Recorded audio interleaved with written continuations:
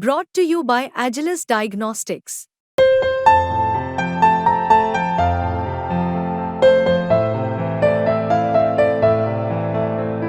Agilus Diagnostics.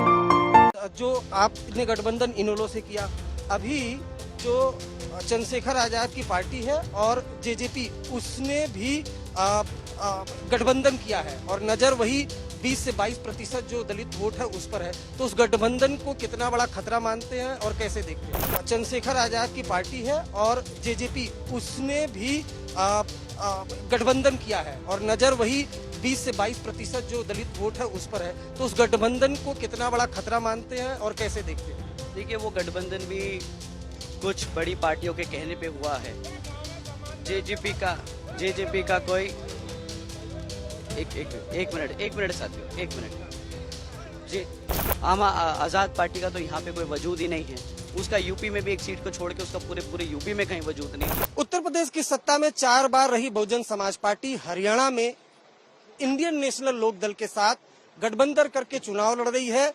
Haryana में जगह जगह पर जो बहुजन समाज पार्टी के नेशनल कोऑर्डिनेटर हैं आकाश आनंद, वो प्रचार कर रहे हैं, पर हमारे साथ जुड़े हैं। सर, सब शुक्रिया आज तक से बातचीत करने के लिए।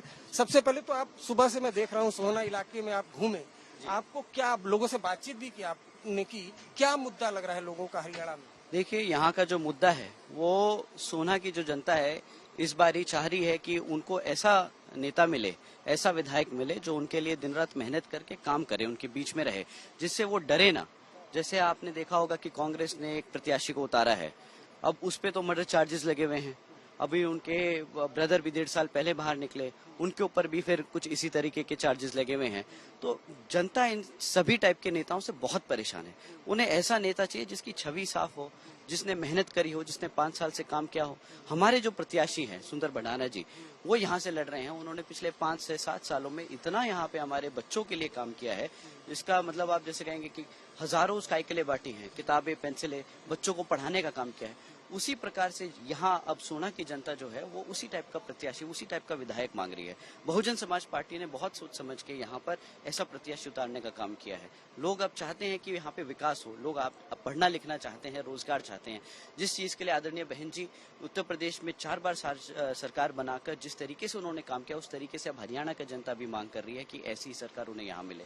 वही हम पूरी उम्मीद है कि इस टाइप की हम सरकार यहाँ पे दे पाएंगे। हमने आपके भाषणों में सुना उड़ता पंजाब उड़ता हरियाणा, ये क्या आपको फीडबैक? देखिए, जैसे कि आप जानते हैं अभी एनसीआरबी का, अगर आप नेशनल क्राइम ब्यूरो का भी डेटा उठाएंगे तो जितना क्राइम और जितना जो एफआईआर और जितनी रिपोर्ट्स आ रही हैं वो पंजाब से ज्यादा आज की डेट में हरियाणा से आ रही है नशे की और इस सब की। तो हमारा जो भविष्य है, जो पहले पंजाब में हमने खराब होता हुआ देखा, अब हम आज हरियाणा में भी खराब होता हुआ देख रहे हैं। तो हम चाहते हैं कि ये जो जनता है यहाँ पे, जो जनता चाहती है वही चाहती है कि भाई हमारे बच्चों को अगर काम नहीं मिलेगा तो वो इसी टाइप के काम में फंसेंगे, लोग फंसाएंगे उन्हें। तो रोजगार होगा तो लोग अपना काम धाम पे लगेंगे, इंडियन इकोनॉमी में, जीडीपी में ग्रोथ के लिए अपना कंट्रीब्यूशन करेंगे। पर अभी क्या है, वो सब गलत कामों में फंस जाते हैं हमारे सभी युवा साथी। 2019 में अगर हम थोड़ा चल भी चले, 2019 में आपका जो वोट प्रतिशत था वो 4.47 था। इस बार आप इनेलो के साथ हैं, क्या लगता है आपको, क्या कितनी बढ़ोतरी हो सकती है? देखिए, हम लड़ तो कम सीटों पे रहे हैं पिछली बारी से, परंतु इस बारी जिस मजबूती से हम लड़ रहे हैं और जिस मजबूती से इनेलो लड़ रही है, तो हमें पूरा भरोसा है कि इस बारी हम पूर्ण बहुमत से सरकार बनाएंगे। वोट परसेंटेजेस तो बहुत जगह फ्लक्चुएट कर जाते हैं, पर हम पूर्ण बहुमत से यहाँ पे सरकार बनाएंगे, हमें पूरा भरोसा है। आपका दुश्मन कौन है, बीजेपी है या कांग्रेस है? देखिए, दोनों ही एक ही सिक्के के दो पहलू हैं। One is head, one other is tails. So दोनों ही जातिवादी मानसिकता रखने वाली पार्टियां हैं, जिन्होंने सर्व समाज में से जो सिर्फ चंद लोगों का फायदा पहुंचाया है। चाहे वो 10 साल की कांग्रेस की सरकार रही हो, उसके बाद 10 साल की भाजपा की सरकार। यहाँ का किसान, यहाँ का मजदूर, यहाँ का गरीब पिछड़ा समाज, यहाँ के SC ST समाज के सभी साथी लोग सब परेशान हैं। वो इन्हीं दोनों की सरकारों को देख चुके हैं और अब बहुत ज्यादा तकलीफ में है और चाह रहे हैं कि अब इनेलो और बसपा वाली जैसी सरकार, जैसे आदरणीय बहन कुमारी मायावती जी ने यूपी में दी थी, वैसी सरकारें यहाँ पे आए। आपने कांग्रेस को जातिवादी कहा, आजकल तो कांग्रेस ये कह रही है, राहुल गांधी संविधान लेके घूमते हैं और ये कह रहे हैं कि जो संविधान को बचाना है, दलित खतरे में, जबकि बहुजन समाज पार्टी तो हमेशा से दलितों की राजनीति करती रही है। राहुल गांधी आजकल संविधान लेके हर जगह। देखिए, दलितों की राजनीति नहीं करती। बहुजन समाज पार्टी सर्व समाज में से कमजोर, पिछड़ा और जो दबले कुचले लोग हैं उनकी पार्टी है और उनके लिए मेहनत करती आई है। ये मूवमेंट है जिन्होंने हमारे महापुरुषों को पूरा आदर सम्मान दिया है। सर्व समाज में से सभी महापुरुषों को सम्मान दिया है जिन्होंने हमेशा गरीबों की लड़ाई लड़ी है, पिछड़े समाज की और कमजोर समाज की लड़ाई लड़ी है।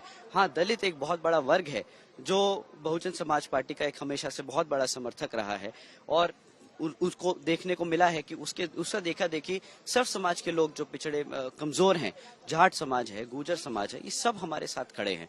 तो ये जो संविधान की किताब दिखा के घूम रहे हैं कि भाई हम तो संविधान बचाएंगे, संविधान बचाएंगे। अभी सब कास्ट कैटेगराइजेशन पे ऑनरेबल सुप्रीम कोर्ट का जजमेंट आया था, उस पे जब सवाल किया, आदरणीय बहन जी पहली थी, पहली दुनिया में, पूरे भारत में पहली नेता थी जिन्होंने उस पे सवाल उठाया और उसके लिए हम सारे समाज के लोगों को जागरूक किया। राहुल गांधी जी से भी सवाल किया गया, भाजपा पार्टी से भी सवाल किया गया कि भाई आपका क्या इस पे प्रक्रिया है। वो सब चुप्पी साधे बैठे रहे। वो वहाँ यूएस में जाके ऐसी स्टेटमेंट दे रहे हैं कि हमारा जिस दिन अच्छा समय आएगा उस दिन हम वो खत्म कर देंगे, आरक्षण खत्म कर देंगे संविधान से। तो उसके बारे में अब हम क्या ही बोले। मेरा एक सवाल सर और ये है कि जो आपने गठबंधन इनेलो से किया, अभी जो चंद्रशेखर आजाद की पार्टी है और जेजेपी उसने भी गठबंधन किया है और नजर वही 20 से 22% जो दलित वोट है उस पर है। तो उस गठबंधन को कितना बड़ा खतरा मानते हैं और कैसे देखते हैं? देखिए, वो गठबंधन भी कुछ बड़ी पार्टियों के कहने पे हुआ है। जेजेपी का कोई एक मिनट साथियों, एक मिनट। जेजेपी जो है उसका खुद का वो 5 साल यहाँ पे राज करी भाजपा के साथ रह के। किसान आंदोलन में भी उसने भाजपा को नहीं घेरा, ना सत्ता छोड़ी। अब जब समय आ गया तो सरकार से हटके अब अलग से इलेक्शन लड़ने आ गए हैं। आजाद पार्टी का तो यहाँ पे कोई वजूद ही नहीं है। उसका यूपी में भी एक सीट को छोड़ के उसका पूरे यूपी में कहीं वजूद नहीं है। उससे यहाँ पे करना मतलब एक तरीके से हमारे समाज को गुमराह करने के लिए किया जा रहा है।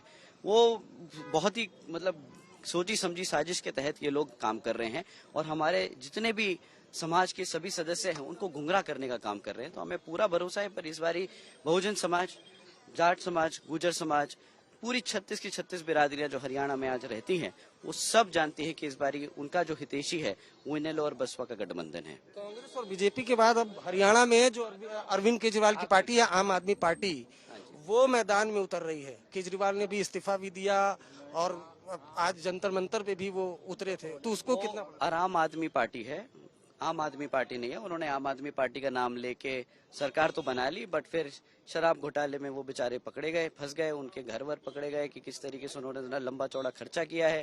तो मुझे नहीं लगता कि वो इस तरीके से मतलब यहाँ पे कुछ कर पाएंगे, क्योंकि उन्होंने मुफ्त में तो दे दा के लोगों को बहुत बर्बाद किया। उन्होंने ठेके इतने खोल दिए, इतने स्कूल खोले होते तो शायद आज बच्चा दिल्ली का पढ़ रहा होता और दिल्ली इतने कर्जे में नहीं डूबा होता। तो उनका यहाँ पे तो खैर कोई वजूद नहीं है। एक आखिरी मेरा सवाल ये है कि जो हर पार्टियां हैं वो गिफ्ट दे रही हैं, फ्री बीज जिसको कहते हैं वो कहती है, और बहुजन समाज पार्टी कह रही है वो नहीं दे रही है, उसको कैसे देखते हैं? देखिए, फ्री की स्कीम से कुछ नहीं होता, हमारा समाज बिगड़ता है। हमें इस चीज को ध्यान रखना होगा, हमें इसको ध्यान रखना होगा कि यहाँ पे मुफ्त में शिक्षा देते तो समझ आता, वो मुफ्त में शिक्षा नहीं, ये आटा राशन दे रहे हैं, तो ये गलत बात है। हमसे बात करने के लिए आकाश आनंद, जिनका कहना है कि जो बहुजन समाज पार्टी और इनेलो है वो सरकार हरियाणा में बनाने जा रही है। कैमरामैन रितेश मिश्रा के साथ अरविंद ओझा, दिल्ली।